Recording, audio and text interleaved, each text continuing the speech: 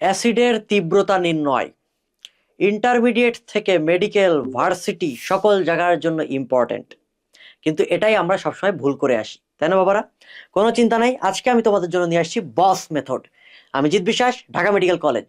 আমরা আজকে কিছু বস টেকনিক শেখাবো, যেটা দিয়ে তুমি সহজেই অ্যাসিডের তীব্রতা অর্থাৎ কোনটি শক্তিশালী অ্যাসিড সেই জিনিসটা আমরা বের করতে পারবো। অলরেডি তোমরা অনেক সূত্র জানো, অনেক কিছু জানো, কিন্তু অনেক কিছুই তোমরা জানো না, এবং এই কারণে তোমরা মারা খেয়ে গাছে উঠে যাও। চলো আমরা শুরু করি। তো ফার্স্ট অফ অল আগে কয়েকটা সিনোনিম দেখি। কোনটি শক্তিশালী অ্যাসিড? প্রশ্ন এইভাবে আসতে পারে, এইভাবে নাও এসে প্রশ্ন অন্যভাবেও আসতে পারে। কিভাবে আসতে পারে? তাহলে এই কোনটি শক্তিশালী অ্যাসিড, এটা সিনোনিমাস কোশ্চেনগুলো কি কি হইতে পারে? কোনটি তীব্র অ্যাসিড, এটা হইতে পারে। কোনটির কে এ বা বিয়োজন ধ্রুবকের মান বেশি, এইটা হইতে পারে। কোনটির পিকে এর মান কম, এইটা হইতে পারে। কোনটির হাইড্রোজেন আয়নের ঘনমাত্রা বেশি, এইটা হইতে পারে। কোনটির পিএইচ এর মান বেশি না, এটা কম হবে। বেশি না, এটা কি হবে? কম হবে, কম হবে, কম হবে একটুখানি। কোনটির পিএইচ এর মান কম, হ্যাঁ, কোনটির পিএইচ এর মান কম। তাহলে এই জিনিসগুলা হচ্ছে আমাদের সিনোনিম। এইগুলা দেখলে বুঝতে পারবো আমরা কোনটি শক্তিশালী অ্যাসিড সেটা জিজ্ঞেস করছে। ঠিক আছে, ওকে চলো এখন আসো আমরা রুল শিখি। লুল, ফার্স্ট অফ অল দেখো এখানে বলা আছে বিয়োজন ধ্রুবক অর্থাৎ কে এর মান যত বাড়বে তত অ্যাসিডের তীব্রতাটাও বাড়বে। চিন্তা করে দেখো CH3CH, এটার বিয়োজন ধ্রুবক কত? 1.18 × 10⁻⁵। অনেক বইতে হচ্ছে HCH এর ক্ষেত্রে 4 আর এটার ক্ষেত্রে 5, রাইট? আর H2SO4 সালফিউরিক অ্যাসিডের ক্ষেত্রে কত? 10⁻3। তাহলে বলো কার বিয়োজন ধ্রুবকের মান বেশি? Sulphuric acid. That means sulphuric acid is greater than acetic acid. কথা ক্লিয়ার? আবার সহজভাবে যদি বোঝায়, এইখান থেকে একটা জিনিস আসে, অজৈব অ্যাসিডের তীব্রতা, অজৈব অ্যাসিডের তীব্রতা জৈব অ্যাসিডের তুলনায় বেশি। এই জিনিসটাও আমরা জানি, রাইট? এরপরে চলে আসো কেন্দ্রীয় পরমাণু, এটা হচ্ছে অক্সো অ্যাসিডের ক্ষেত্রে। অক্সো অ্যাসিড মানে কি? যাদের মধ্যে অক্সিজেন আছে। এদের কেন্দ্রীয় পরমাণু জারণ সংখ্যা যত বাড়বে তাদের তীব্রতা তত বাড়বে। এখন চিন্তা করে দেখো HClO4, এখানে ক্লোরিনের জারণ মান কত? 4 × 8 থেকে একবার দিলে +7। H2SO4 সালফারের জারণ মান কত? +6। এই ক্ষেত্রে বলা যায় HClO4 তীব্র অ্যাসিড, রাইট? এখন চিন্তা করো বাই এনি চান্স এই কেন্দ্রীয় পরমাণুর জারণ মান একই হয়ে গেল, তখন তো তুমি তীব্রতা বের করতে পারতেছো না। সেই ক্ষেত্রে আমাদের রুল আসছে 3 নাম্বার। এই ক্ষেত্রে দেখবো কেন্দ্রীয় পরমাণুর আকার যত ছোট হবে, এটাকে একটু সরাই দিই, কেন্দ্রীয় পরমাণুর আকার যত ছোট হবে সেটা তত বেশি তীব্র অ্যাসিড। এটা ক্লিয়ার? কেন্দ্রীয় পরমাণুর আকার কেমন ছোট দেখো তো, HNO3, এখানে নাইট্রোজেনের যেহেতু অক্সো অ্যাসিড, কেন্দ্রীয় পরমাণুর জারণ মান আগে বের করতে হবে। কি আছে? 3 × 6, 6 থেকে একবার দিলে থেকে +5। H3PO4 ফসফরিক অ্যাসিডেরও ফসফরাসের জারণ মান +5। দুইটার ক্ষেত্রে জারণ মান +5 বের হয়ে গেছে।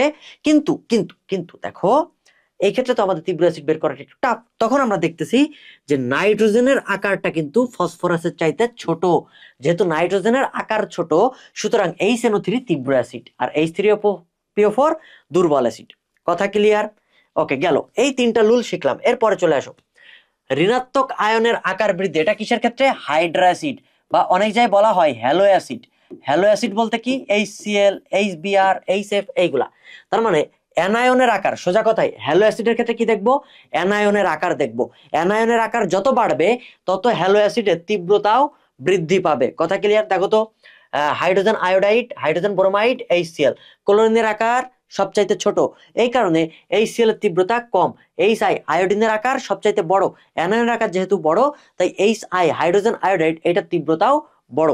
কথা ক্লিয়ার? ওকে, এরপর চলে আসো, এটা আমরা একটু আগে বলছি কে এ দিয়ে বুঝাইছি অজৈব অ্যাসিডের তীব্রতা জৈব অ্যাসিডের তুলনায় বেশি।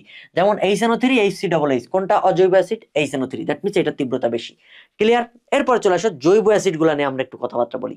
জৈব অ্যাসিডের ক্ষেত্রে আমরা যেটা দেখতেছি ক্লোরিনের সংখ্যা ম্যাক্সিমাম ক্ষেত্রে পরীক্ষায় ক্লোরিন দিয়েই আসে, তাই তোমাদের বইতে দেখবা ক্লোরিন দিয়েই ব্যাখ্যা করা আছে। কিন্তু কিন্তু এই জায়গাটায় তোমাদের একটা ভুল হয়। চলো আমরা একটু পরে দেখবো যে বস মেথড জিনিসটা কি। হ্যাঁ, জৈব অ্যাসিডে ক্লোরিনের সংখ্যা যত বাড়বে তার তীব্রতাও তত বৃদ্ধি পাবে। দেখো তো CH2ClCH, এই ক্ষেত্রে একটা ক্লোরিন, Cl2CHCH, ক্লোরিন দুইটা, এই ক্ষেত্রে ক্লোরিন তিনটা। সুতরাং যেটাতে ক্লোরিনের সংখ্যা বেশি সেটা তীব্রতা বেশি। এটা বুঝছো? ওকে, গুড। আরেকটা নিয়ম আছে, এইখানে আরেকটা নিয়ম লিখে রাখো, কার্বন সংখ্যা, ক্লোরিন থাকলো না, মনে করো ক্লোরিন নাই, তখন জৈব অ্যাসিডের ক্ষেত্রে কার্বন সংখ্যা যত কম হবে তীব্রতা তত বেশি হবে। নিচেরটাতে খেয়াল করো, HC+H কার্বন একটা, CH3CH কার্বন দুইটা, তারপর CH3CH2CH কার্বন তিনটা, তাহলে কোথায় কার্বন সংখ্যা কম? HC+H এ। তার মানে এটার তীব্রতা বেশি। এখানে কিন্তু ক্লোরিন ফ্লোরিন এগুলো আসতেছে না। সুতরাং যখন দেখবো সিম্পল জৈব অ্যাসিড বলতেছে, তুমি চিন্তা করবা কোনটিতে কার্বন সংখ্যা কম সেটি তীব্র অ্যাসিড, বাট যখনই ক্লোরিন চলে আসছে তখন তোমাকে খেয়াল করতে হবে কোনটিতে ক্লোরিনের পরিমাণ বেশি সেইটা তীব্র অ্যাসিড। কথা ক্লিয়ার? ওকে, এরপরে চলে আসো, দ্রাবকের ক্ষারকতা বৃদ্ধি থেকে বোঝা যায়। যেমন পানি একটা দ্রাবক, পানিতে যদি তুমি অ্যাসিটিক অ্যাসিড দাও, আমরা আইডিয়াই করে ফেলছি এটা একটা দুর্বল অ্যাসিড, রাইট?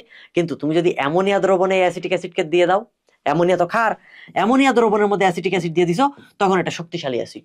সুতরাং দ্রাবকের প্রভাবও কিন্তু অ্যাসিডের শক্তিমাত্রা নির্ণয়ের ক্ষেত্রে কাজ করে, এটা আমরা বুঝলাম। তাহলে এই 7টা লুল, আমি লুল বলি, হ্যাঁ, যারা আমার ক্লাস করছো তারা জানো, একটু তোমাদের সাথে মজা করি আর কি।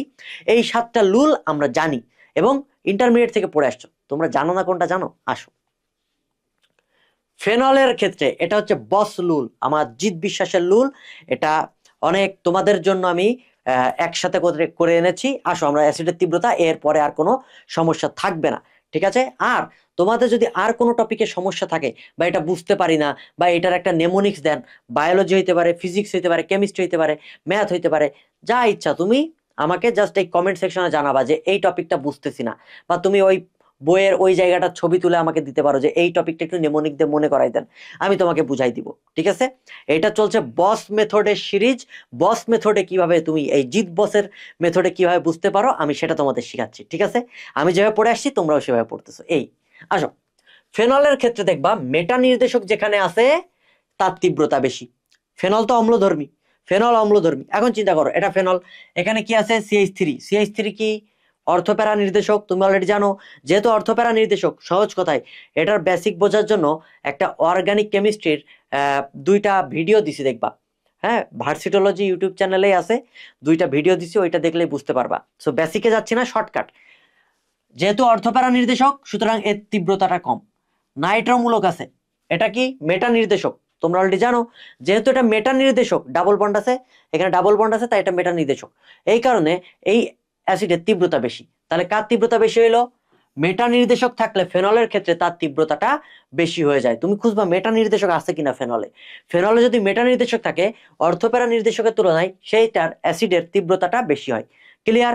এরপরে চলে আসো, জৈব অ্যাসিডের ক্ষেত্রে আরো 2টা জিনিস তোমাকে খেয়াল করতে হবে। আসো, অধিক তড়িৎ ঋণাত্মক মৌল যদি থাকে, দেখো আমরা এর আগে 2টা লুল শিখে আসছি ক্লোরিন দিয়ে সিম্পল হিসাবে। এইখানে চলে আসো, এইখানে কি আছে? ফ্লোরিন আছে, এইখানে কি আছে? ক্লোরিন আছে, এইখানে কি আছে? ব্রোমিন আছে। এর মধ্যে অধিক তড়িৎ ঋণাত্মক মৌল কোনটা বলো তো? তুমি জানো ফ্লোরিন, এইটার তড়িৎ ঋণাত্মকতা সবচাইতে বেশি, দেন ক্লোরিন, ব্রোমিন, আয়োডিন।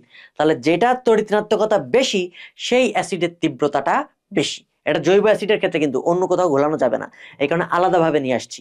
ওই 7টা রুলের মধ্যেও নাই। এই পাশে যে আমি তোমাকে 3-4টা রুল শেখাচ্ছি এটা বস রুল, ওকে? এটা তুমি কোথাও পাবা না। আসো, তাহলে ফ্লোরিনের তড়িৎ ঋণাত্মকতা বেশি সুতরাং এটা তীব্রতা বেশি, তারপরে এইটার, তারপরে এই যে। ক্লিয়ার? ওকে, এরপরে চলে আসো, যদি বলে হ্যালোজেন, অনেকগুলো হ্যালোজেন আছে, ঠিক আছে, একই হ্যালোজেন থাকলো, COOH এর কাছাকাছি যত থাকবে তার তীব্রতা তত বাড়বে। এটা মানে হাই COOH কার্বক্সিলিক গ্রুপ, যেটা অ্যাসিড গ্রুপ, এর কাছাকাছি যদি হ্যালোজেন মূলকটা থাকে তার তীব্রতা বেশি। একটু খেয়াল করে দেখো, CF3CH2COOH এটা একটা অ্যাসিড, CH3CF2COOH কোনটার তীব্রতা বেশি? 2টাতেই ফ্লোরিন আছে, রাইট? 2টাতে যেহেতু ফ্লোরিন আছে, এখন তুমি চিন্তা করো ফ্লোরিন এইখানে আর কার্বক্সিলিক অ্যাসিড গ্রুপ এইখানে, কত দূরে, তাই না? আর এইখানে ফ্লোরিন কার্বক্সিলিক গ্রুপ এইখানে, এটা কাছে না? তাহলে কার্বক্সিলিক অ্যাসিডের কাছে যেটা থাকবে তার তীব্রতাটা তত বাড়বে। দ্যাট মিন্স এই অ্যাসিডের তীব্রতাটা বেশি, এই অ্যাসিডের তীব্রতাটা কম। কথা কি বোঝা গেছে বাবারা? বস মেথড ক্লিয়ার? এটা হচ্ছে বস রুল। আসো আমরা এখন কোশ্চেন সলভ করি। ওয়াট টিস, কোনটি সবচাইতে দুর্বল অ্যাসিড? একটু আগে পড়াইছি, দেখো আমরা বলছিলাম যে কার্বন সংখ্যা যদি কম হয় তাহলে তীব্র, তাহলে এখানে কার্বন সংখ্যা কম, এটা তীব্র অ্যাসিড। কার্বন সংখ্যা এটাতে দুইটা, এইটাতে দুইটা, এইটাতে দুইটা। এখন দুইটার মধ্যে দুইটা, তাহলে এটা দুর্বল অ্যাসিড, এটা বুঝে গেছো। এর মধ্যে দেখো এইখানে ক্লোরিন আছে, এইখানে ক্লোরিন দুইটা আছে, সুতরাং তড়িৎ ঋণাত্মক মৌল বা ক্লোরিন ঢুকে গেছে, তার মানে ওর তীব্রতা তো বাড়বেই। তাহলে কোনটা দুর্বল? বি। দেখেই বোঝা যাচ্ছে, তাই না? একসাথে ওই যে 2-3টা রুলের কম্বিনেশন কিন্তু এইটা প্রশ্ন আসছে। কোথায় আসছে? জিএসটি 24-25-এ আসছে। বোঝা গেছে? ক্লিয়ার হইছো? তার মানে এইটা হচ্ছে দুর্বল অ্যাসিড। এরপরে চলে আসো, একটি জলীয় দ্রবণে অ্যাসিড যোগ করলে পিএইচ কি হয়? ইসলামিক ইউনিভার্সিটি 11-12 সালে আসছে। পিএইচ কি হবে? অ্যাসিডের পিএইচ কি হয়? আমরা সিনোনিমাস পড়ছিলাম না? পিএইচ কম হয়, তার মানে অ্যাসিড যোগ করলে পিএইচ এর মান কি হবে? কমবে। শেষ। ঠিক আছে, এরপরে চলে আসো, অ্যাসিডের সবলতার ক্ষেত্রে কোনটি সঠিক? এইটার আনসার তুমি আমাকে দিবা কমেন্ট সেকশনে, তাহলে বুঝতে পারবো যে তুমি আসলেই টেকনিকটা ধরতে পারছো। এই ক্ষেত্রে আমাদের যেই মানটা লাগবে, কে এর মানটা বোঝা লাগবে। ঠিক আছে, এরপরে চলে আসো, এইটা তাহলে তুমি কমেন্টে জানাবা যে 3 নম্বর প্রশ্নের উত্তর এত। ওকে, এইটার প্রশ্নের উত্তর তোমরা আমাকে জানাবা। এরপরে চলে আসো, নিচের কোন হ্যালো অ্যাসিডের অম্লত্ব বেশি? অলরেডি আমরা বলছি হ্যালো অ্যাসিডের ক্ষেত্রে কি দেখি? অ্যানায়নের আকার বা ঋণাত্মক আয়নের আকার। তাহলে নেগেটিভ আয়নের আকার কার বড়? হাইড্রোজেন আয়োডাইডের বড়, তার মানে HI। আয়োডিনের আকার বড়, তাই HI এর অম্লত্ব সবচাইতে বেশি। ক্লিয়ার? দেখছো কোথায় আসছে? এগুলো সবই আসবে এবং তুমি পারবা। এই দেখো অ্যাসিডের তীব্রতা শিখে গেলাম না? এরপরে চলে আসো, অক্সো অ্যাসিড সমূহের মধ্যে নিম্নের কোনটি দ্বিতীয় সর্বোচ্চ শক্তিশালী অ্যাসিড? বলে দিচ্ছে সেকেন্ড, দ্বিতীয় সর্বোচ্চ। দ্বিতীয় সর্বোচ্চ তার মানে সবচেয়ে শক্তিশালী কে? কেন্দ্রীয় পরমাণু জারণ মান বাড়াইতে হবে। তাহলে এই ক্ষেত্রে সালফারের জারণ মান কত? 4 দুগুণে 8 আর 2 বাদ দিলে +6। এই ক্ষেত্রে কত? 4 দুগুণে 8, এখানে হচ্ছে +7। এই ক্ষেত্রে কত? +5। এই ক্ষেত্রে কত? 3 দুগুণে 6, 6 থেকে 2 বাদ দিলে থাকে +4। তাহলে সেকেন্ড পজিশনে কে আছে একটু তাকিয়ে দেখো তো। এটা 6, 7, 5, 4, সেকেন্ড পজিশন আছে H2SO4। তার মানে এটা দ্বিতীয় সর্বোচ্চ অ্যাসিড। ক্লিয়ার? ওকে, এরপরে চলে আসো, মানে কেন্দ্রীয় মৌলের জারণ মানটা আমরা হিসাব করলাম। এরপরে চলে আসো, হাইড্রোঅ্যাসিডের তীব্রতা কিসের উপর নির্ভর করে? অলরেডি বলছিলাম না? অ্যানায়নের আকারের উপরে। অ্যানায়ন আকার কোনটা? এই যে ঋণাত্মক আয়নের আকারের উপরে নির্ভর করে। এরপরে চলে আসো, নিচের কোন দ্রবণের পিএইচ সর্বাধিক? চিন্তা করে দেখো, পিএইচ সর্বাধিক বলছে, তার মানে কি দুর্বল অ্যাসিড কোনটা এইটা জানতে চাইছে। তাহলে দুর্বল অ্যাসিড কোনটা একটু চিন্তা করে দেখো, সবগুলোর ঘনমাত্রা সেম দিছে। HCl কি দুর্বল? না। H2SO4 কি দুর্বল? না। H2CO3, কার্বনিক অ্যাসিডটা দুর্বল, তাই না? ওকে, H3PO4 এটাও তো তীব্র অ্যাসিড। সমাপ্ত। তাহলে এই যে জিৎ বিশ্বাস, তুমি এই জিৎ বিশ্বাস পেজ, এই পেজেই তুমি সব ভিডিওগুলা পাবা। জিৎ বিশ্বাস পেজে ভিডিওগুলা পাবা।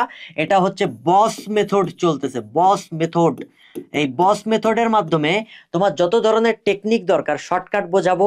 তোমার যদি কোনো জিনিস বুঝতে অসুবিধা হয় সেই জিনিসটা বোঝাবো। আমরা একটা সিরিজ চালু করছি, সো তোমাদের যেসব টপিকে সমস্যা, হ্যাঁ, তুমি কমেন্ট করে জানাইতে পারো। ঠিক আছে বাবারা, সবাই ভালো থাকো, সুস্থ থাকো, আর প্রশ্নটার উত্তর দিয়ে যাও অ্যাসিডের তীব্রতা নিয়ে। আশা করি এরপরে তোমাদের আর কোথাও কোনো সমস্যা থাকবে না। Best of luck.